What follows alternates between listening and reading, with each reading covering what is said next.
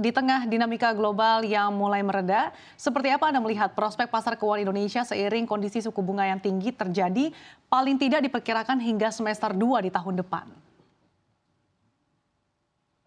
Sasa, kami melihat sebetulnya prospek ekonomi kita oke ya, gitu.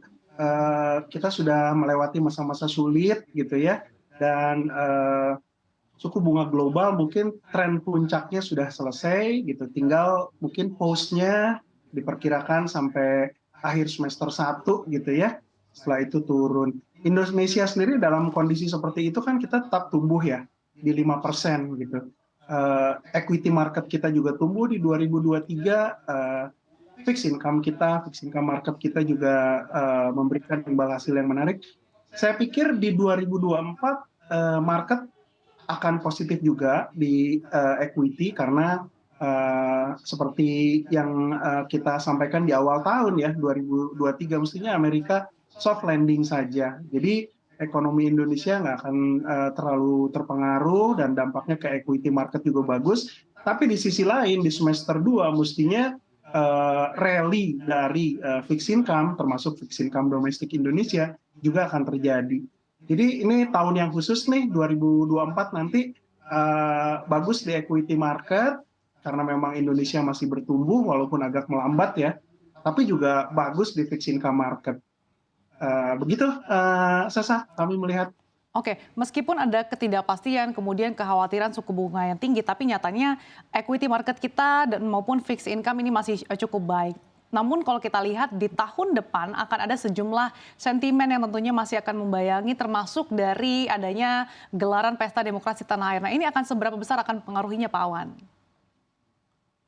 Sebetulnya kalau terhadap equity market itu korelasinya kecil, tapi untuk sektor konsumsi pemilu itu selalu memberikan kontribusi yang signifikan ya gitu. Jadi ini seperti sektor playing saja ya pemilu, tapi cerita besarnya adalah equity market, khususnya saham-saham berkapitalisasi besar akan terus membukukan kinerja yang baik karena ada pertumbuhan ekonomi di situ gitu ya, sehingga memberikan peluang untuk apresiasi harga juga di 2024. Nah, untuk yang small mid cap gitu ya, karena ada penurunan suku bunga di second half, itu juga kesempatan buat mereka gitu ya, karena liquidity jadi lebih ada gitu ya, mereka bisa akses loan lebih murah gitu. Ini khususnya untuk tech companies gitu ya, atau perusahaan-perusahaan yang marginnya tipis ya dan mengandalkan leverage gitu ya ke pembiayaan pertumbuhan perusahaan mereka. Jadi kita melihatnya meskipun beberapa hal ada ketidakpastian, terutama juga geopolitical tension gitu ya, tapi worst has been behind sih di 2023 ya. Segala yang sifatnya mungkin jadi variabel dan jadi wild card gitu ya, sebagian besar sudah terbukti.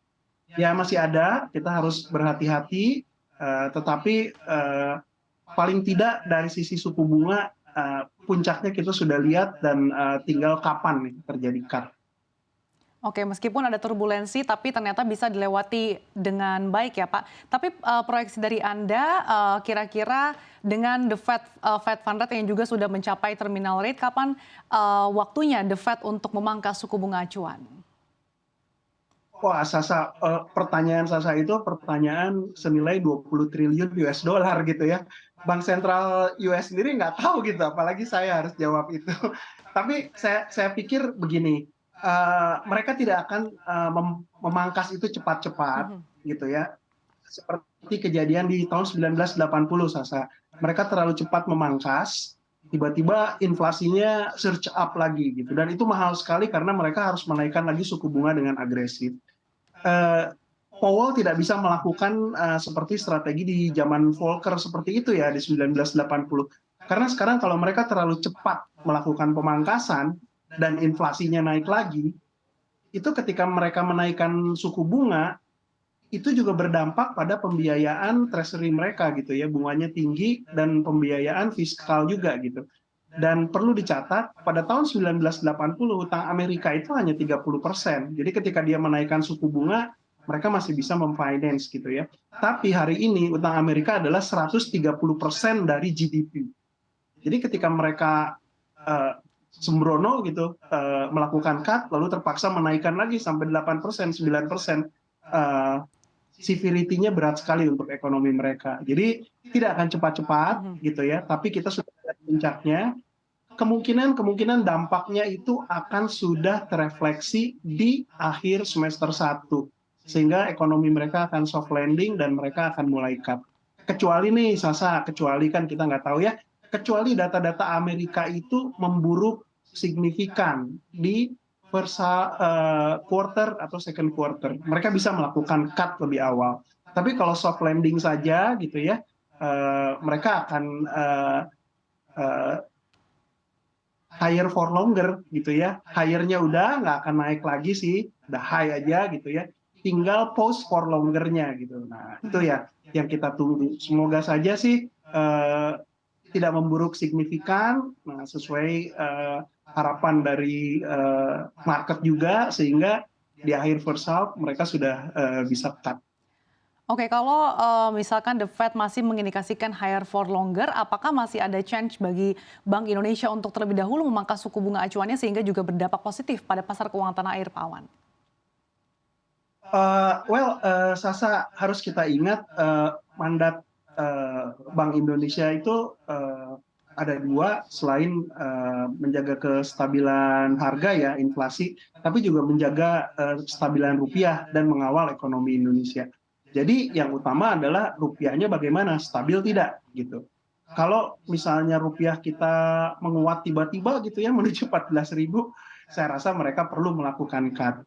Tapi jika rupiah kita justru stabil saja gitu ya, mereka bisa melakukan waiting game gitu ya, karena tidak ingin juga setelah melakukan cut tiba-tiba rupiahnya ke tempat yang volatile gitu ya. Ini sih yang Ya. menjadi prioritas utama dari BI. Selain tentunya inflasi ya, mereka ingin inflasi yang rendah, tapi pertumbuhan di Indonesia tetap tidak melambat signifikan ya.